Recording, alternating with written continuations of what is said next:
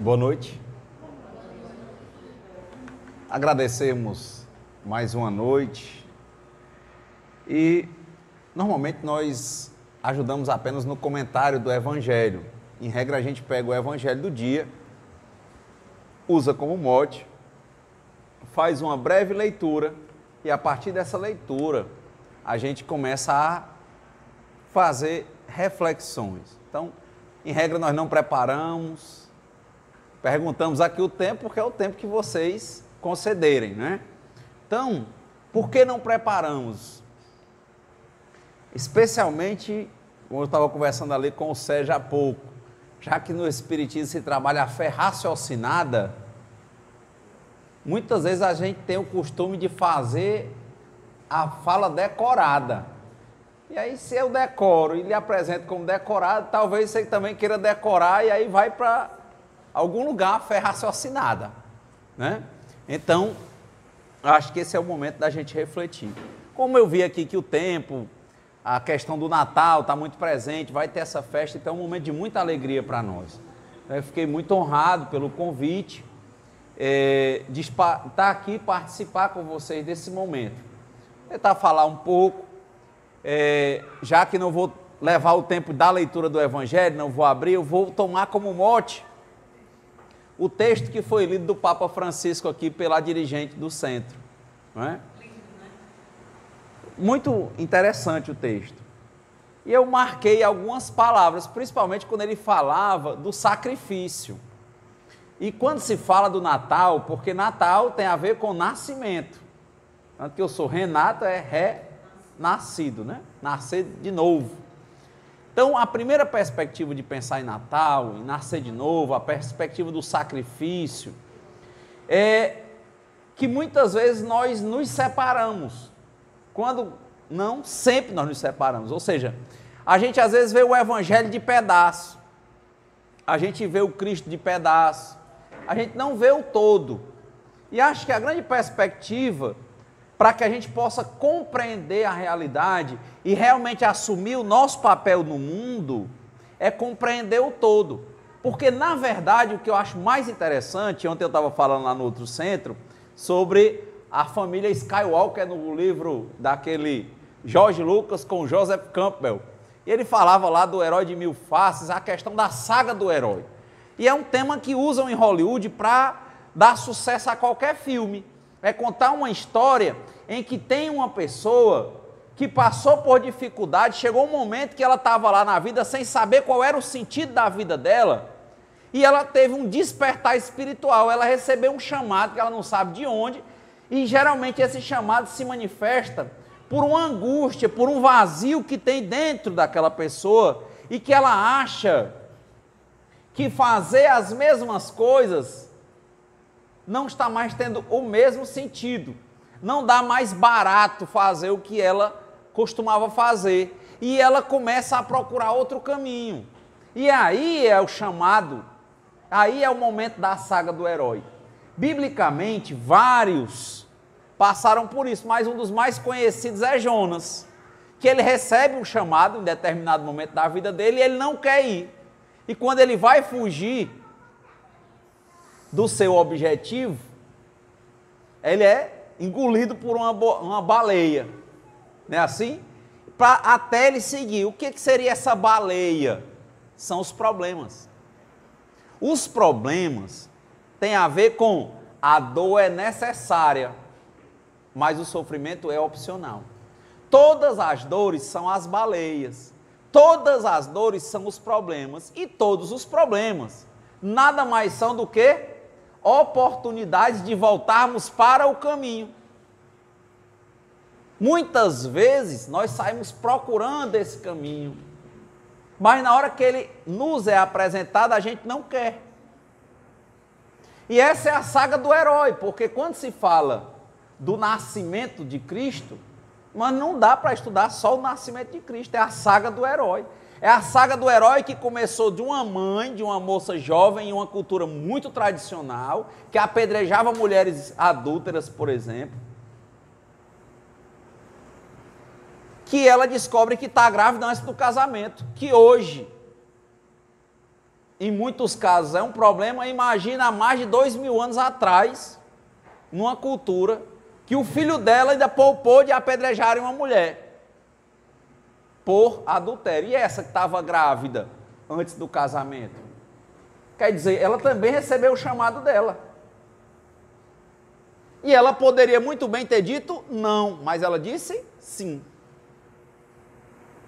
Olha o problema. A baleia. Ela não passou pela baleia. Porque a baleia talvez seja, na verdade, não o problema, mas seja o sofrimento. A baleia não é a dor, ela é o sofrimento. Se ela talvez tivesse negado, ela ia passar por outra dor maior até que ela voltasse o caminho. Então começa a história aí, de uma moça que perto do casamento descobre que está grávida e não sabe o marido que ele não é o pai. E ela vai ter que dizer, ela não vai poder enganar, que ela poderia também, dentro das escolhas do livre-arbítrio, ter casado e depois dito que o filho era dele. Era o caminho mais fácil. Mas não era da saga do herói, a saga dela, foi até falado aqui de Maria, era passar pelo problema e enfrentar o problema, do jeito que ele era, sem arredar um passo. Aparece o anjo e diz, vai ser mãe. Tudo bem, estou aqui para isso. Vai casar com José. Tudo bem, estou aqui para isso. Mas o filho não vai ser de José. Aí ela, E você vai dizer para o José, pô. E você corre o risco de ser rejeitada por José. E você corre o risco de ser rejeitada pela sua família. E você corre o risco de ser apedrejada. E ela disse o quê?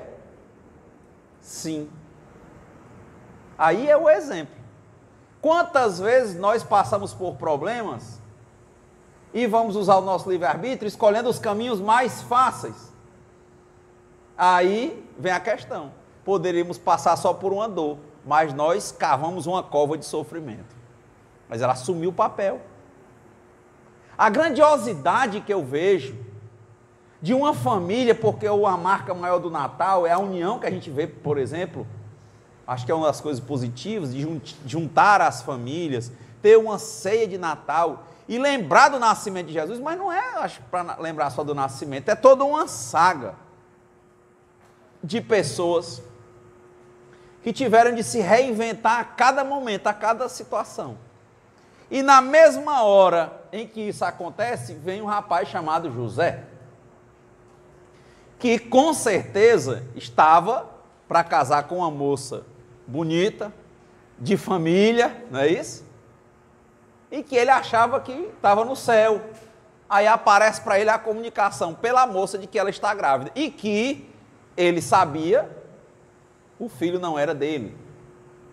E ela diz que em sonho, um anjo disse para ela que ia ser um filho do Criador.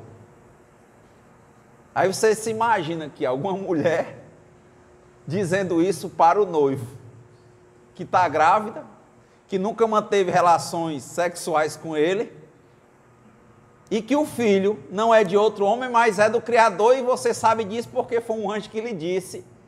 O que é que você imagina que a pessoa ia pensar?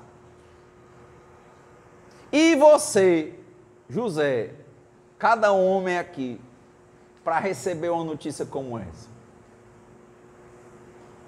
naquela hora tinha o poder da escolha. Ele poderia, do mesmo modo, dizer, não quero, eu quero uma mulher virgem. Que sentido? Ah, mas a concepção, não houve a conjunção. Mas nessa questão, na cabeça dele, ele poderia muito bem não acreditar. Porque não existia esse caminho. Existia? Na cabeça dele, ela não era mais quem foi apresentado para ele. Mas ele resolveu, dentro de várias escolhas difíceis, aceitar. E não é um problema pequeno, porque era uma pessoa para viver o resto da vida. E ele Poderia ter rejeitado, poderia ter buscado outro caminho, poderia ter escolhido outra mulher, poderia ter jogado na rua o nome de Maria, não podia? Mas o que ele fez? Também ele podia aceitar a história, mesmo não estando tão de bom gosto, e tocar a vida. Não podia? Foi o que ele escolheu. Era o caminho mais fácil? Não. Na mesma situação, chega um momento, a vida parece estável agora. Lá vai o governo baixar um ato para mandar que eles peguem e compareçam a uma terra distante. É o que a gente estava comparando ontem lá no centro. Já imaginou? Você pegar o governo e dizer que todo mundo tem que ser contado lá em Brasília e ir de jumento ou a pé? E ela já grávida. Várias escolhas, de novo, o livre-arbítrio apareceu ali, não foi? Para ambos. E eles não escolheram o caminho mais fácil. E nem escolheram o mais difícil, eles não são masoquistas. Eles fizeram estritamente o que eles tinham que fazer.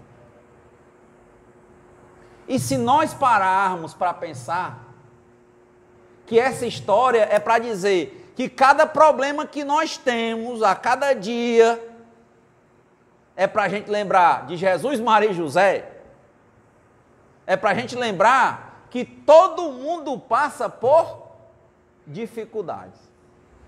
E que as dificuldades nada mais são do que oportunidades. Porque a dor ela é necessária, mas o sofrimento é opcional.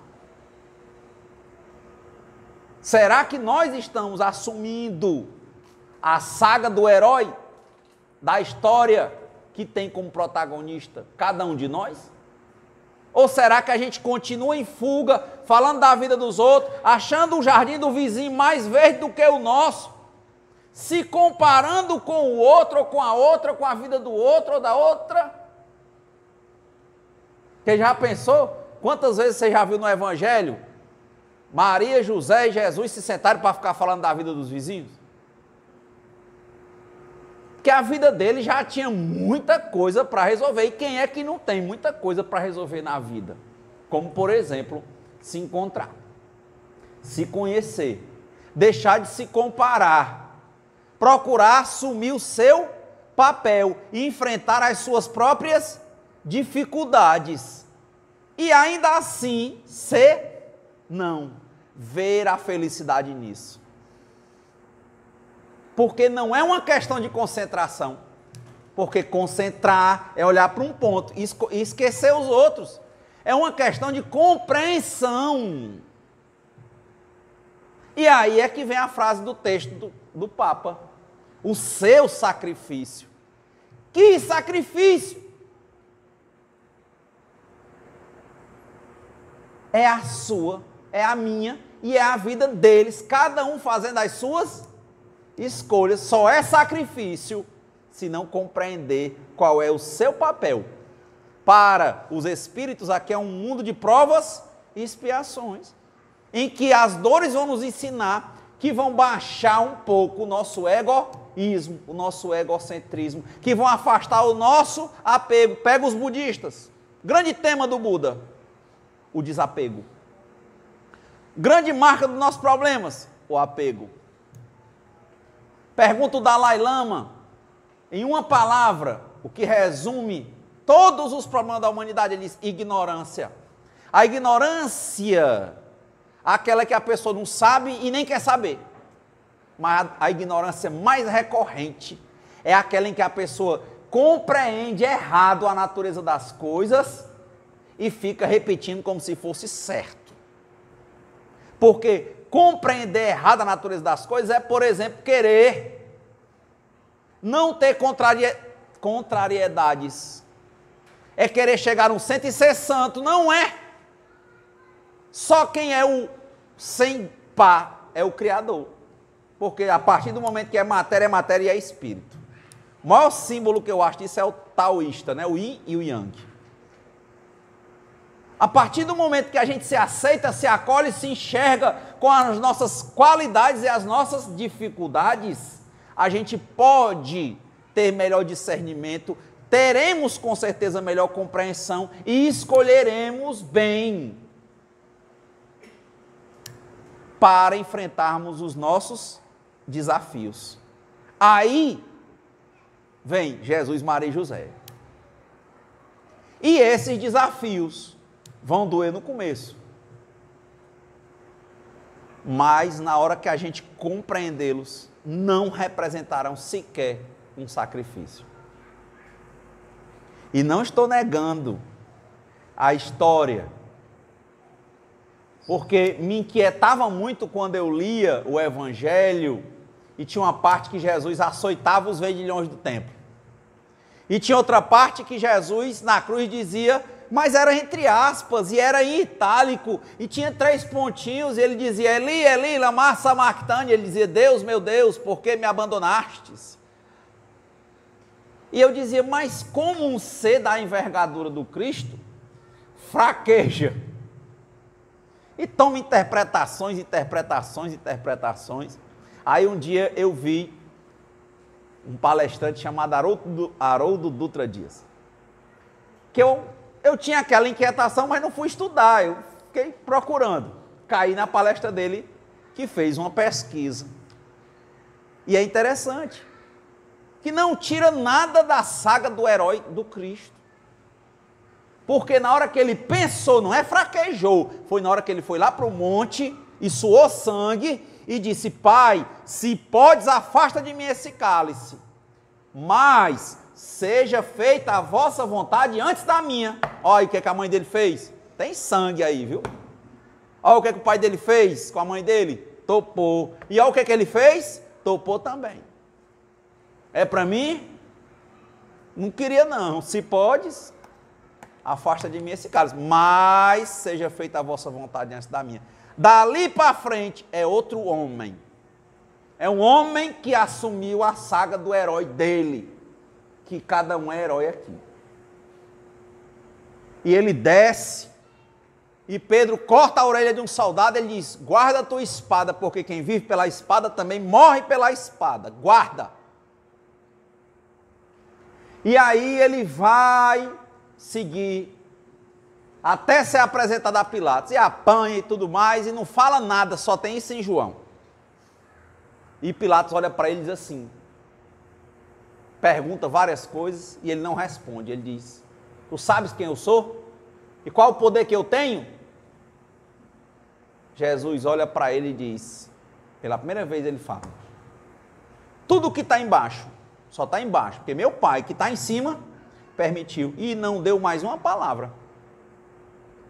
Porque a saga do herói, quando Sócrates foi condenado à morte, o juiz disse assim, você está condenado à morte. O que você tem a dizer disso? Condenado à morte, eu já nasci. O senhor não está me dando nada de novo. O senhor vai antecipar alguma coisa. Mas me condenar à morte, me desculpe, mas respeitando a sua autoridade, o senhor não tem esse poder, não. Eu já nasci, porque ninguém nasceu para semente. Olha, Sócrates, mesma história. E ele aceitou. Quando disser, ei, Sócrates, vai fugir, porque tu está condenado para tomar um veneno aí, cicuta. Ele disse, fugir? Não. E ele já dizia, conhece a ti mesmo. E o Cristo, ele foi meditar. Pediu ao Pai que se pudesse afastasse o cálice. Mas se não,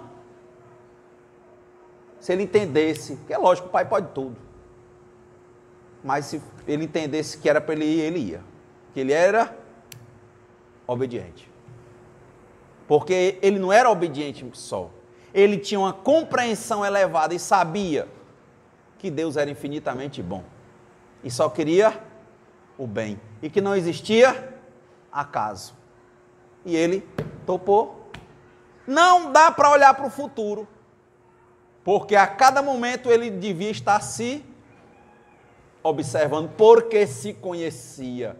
Porque não é uma ou duas passagens no Evangelho que o Cristo tira para sair meditando, não. Exatamente se limpando do barulho dos outros. Para que ele pudesse, que foi falado no texto, se equilibrar e acalmar as tempestades que tinham dentro dele, que não raro refletiam no meio. Tanto que quando ele vem andando, meditando por sobre as águas, numa tempestade, parada só com ele. Lá vem o mestre, ó, andando sobre as águas. Ele diz: quer vir, vem também. Mas o Pedro poderia, por exemplo, ter acreditado e seguido, não era? Ele não acreditou, afunda. Ele diz: homem de pouca fé, vem. O que é um homem de pouca fé, uma mulher de pouca fé? Aqui não quer acreditar que problema é oportunidade. Aqui só quer ver nascimento, mas não quer ver morte. Aqui adorava o Natal, mas quando perdeu a mãe, disse que o Natal não presta mais, porque só quer ver um pedaço. Porque a vida, ela é vida. Ela é vibrante. Tem polaridades. Tem um ritmo. É da natureza dela se transformar. Mas na hora que a gente tem raiva e sofre, a gente quer ser simplesmente o Criador. A gente está escravo, porque todo aquele que escraviza é escravo. A gente está escravo porque a gente quer mudar o que a gente não pode mudar. E o que a gente pode mudar, que é a nossa compreensão, a gente não muda. Porque é muito mais fácil fugir do que assumir o presente, a responsabilidade e enfrentar os desafios. Para nós, é o maior exemplo, não é repetir Jesus, Maria e José, é entender o processo pelo qual passa cada homem, cada mulher encarnado, de desafios, despertar espiritual, escolha e enfrentamento, que envolve a aceitação, que só pode vir se antes tiver uma compreensão, e só pode existir uma compreensão se antes existir um conhecimento, um autoconhecimento. Mas tem gente que usa a bandeira religiosa, pula de uma para outra, tem até medo de ler um texto que seja de outra religião. Quando nem os espíritos eram espíritas, porque eles disseram que não tinha espiritismo. Isso eu tive a sorte de fazer esse ano. Eu fui reler a codificação toda traduzida, porque eu sabia da confusão que tinha tido do Herculano Pires, só traduzida pelo Herculano. E é muito interessante que eles falam: haverá uma religião que unificará tudo no futuro. Não fala que é o espiritismo. Do mesmo jeito que o Brasil, pátria do mundo, não é isso? Coração do mundo, pátria do evangelho, é uma proposta. Pode abandonar, como um dia foi a Europa. Pode. Tudo é sugerido, como o Kardec poderia não ter assumido o seu papel, mas ele fez o que? A saga do herói. 14 anos do dia que ele foi à primeira mesa ao dia que ele desencarnou. 14 anos para ele mudar o nome, o trabalho, os livros e ser capaz de se desprender do nome Hipólito Denizate Rivaio e se tornar Allan Kardec, e está aí iluminando mentes no mundo inteiro, principalmente no Brasil. 14 anos. E tem gente aqui que não quer mudar meio palmo porque está agarrado à personalidade. Porque não segue a saga do herói. Então, de nossa parte, a compreensão sobre Natal, ela tem a ver com isso. Com olharmos para Jesus, Maria e José e vermos a saga do herói. Olhar para a Bíblia é ver cada ícone daquele e vê-los escolhendo e agindo como homens e mulheres, pensando, se olhando, se acolhendo, vendo que não é fácil. E por isso que eu gostei do Haroldo, porque esse Cristo que estava aí em dúvida, mas na hora que ele viu o que era que Deus queria, ele não teve mais dúvida. lá na cruz, pelo Haroldo, e eu acho que ele está correto. Jesus não estava lastimando, se lamentando, tendo autopiedade. Jesus, que a gente sabe que os judeus decoram os salmos, que são cânticos. O Salmo de Davi vem muitos anos antes do Cristo, e eles tinham decorado. E o Salmo, acho que é o 22. Quem lê o Salmo é o texto. Jesus estava cantando na cruz. Porque dezenas de anos antes, só pegar o Salmo 22, você vai ver que tinha sido previsto que aquilo ia acontecer, que iam quebrar os ossos, que ele ia ser entregue. Eu digo, olha aí, esse é o que eu compreendo. Porque independentemente do que muitos tivessem me dito, não me interessava, eu tinha que usar a minha compreensão e não ser alienado. O que é alienado? Alheio. Ser alheio a mim mesmo, eu tenho que me conhecer, me acolher e me respeitar e ver o que é que eu entendo das coisas e não ser um papagaio repetidor das coisas dos outros. Não devo querer ser melhor do que ninguém, como disse o Chico. Dou aos outros o direito de serem como quiserem, mas eu tenho o dever de ser melhor do que eu mesmo a cada dia, sem querer ser melhor do que ninguém. Ponto. E quando falamos isso, já indo para as conclusões, não é para falar bem, para A, B, C ou D.